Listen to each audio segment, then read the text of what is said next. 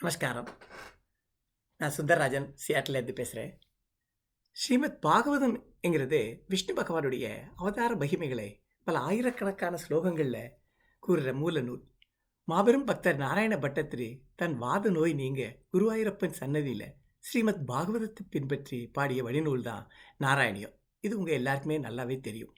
அப்படிப்பட்ட நாராயணியத்தை சுருக்கமாக எளிய தமிழ் கவிதை நடையில் என்னை எழுத வச்சது அந்த குருவாயூரப்பனை தவிர வேறு யாராக இருக்க முடியும்? ஸ்பைனல் டியூபர்குலோசிஸ் என்கிற தாங்க முடியாத ஒரு முதுகுத்தண்டு வலியால் 5 மாதங்களுக்கு மேலே அவதிப்பட்டு கொண்டிருந்த எனக்கு ஸ்ரீமத் நாராயணியம் என்ற நூலை படிக்கிற வாய்ப்பு கிடைச்சிது. மாதக்கணக்கில் படுக்கையில் படுத்துக்கிட்டு இருந்த எனக்கு இந்த நூல் ஒரு வடிகாலாக மருந்தாக இருந்ததுன்னா மிக இல்லை. ஸ்ரீமன் நாராயணியத்தை சுருக்கி 10 பாடல்கள் கொண்ட ஒவ்வொரு தசகத்தையும் ஒவ்வொரு பாடலாக மாற்றி எழுத வேண்டும்.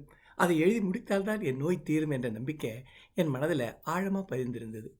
படுக்கையில் படுத்துக்கொண்டே 100 பாடல்கள் கொண்ட இந்த நாராயணி அமிர்தத்தை அனுபவித்து தமிழில் எழுதி முடித்தேன்.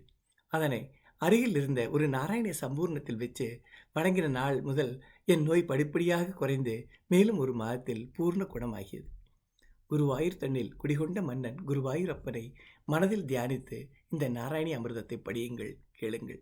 உங்கள் உளநோய் உடல் நோய் அனைத்தையும் தீர்த்து அவை என்றும் திரும்ப வராமல் உங்களை காத்திடுவான் குருவாயூரப்பன். இது சத்தியம். தற்போது நியூஜெர்சியில் உஷா கிருஷ்ணகுமார், சாந்தி முத்தையா அவர்கள் முயற்சியால் அனிதா கிருஷ்ணா இந்த 100 தமிழ் பாடல்களுக்கும் இசையமைத்து தன் இனிய குரலால் அதன் பக்தி ரசம் ததும்பும் வண்ணம் உள்ளமுருக பாடியுள்ளார்.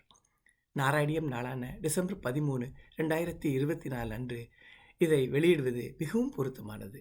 இந்த நாராயணி அமிர்தம் பாடல்களை பாடியவர்களுக்கும் கேட்பவர்களுக்கும் குருவாயூரப்பன் அருள் குறைவின்றி கிட்டும் என்பது நிச்சயம்.